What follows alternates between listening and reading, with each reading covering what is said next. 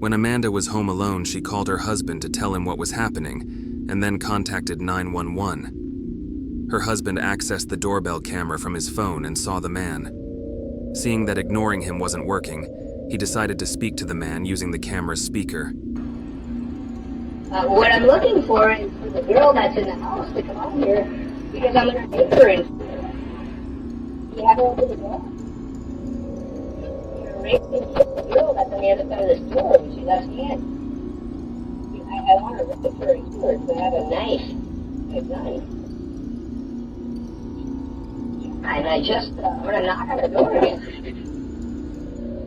All right. After threatening the woman in a cold, emotionless tone, the man leaves. He doesn't seem scared off.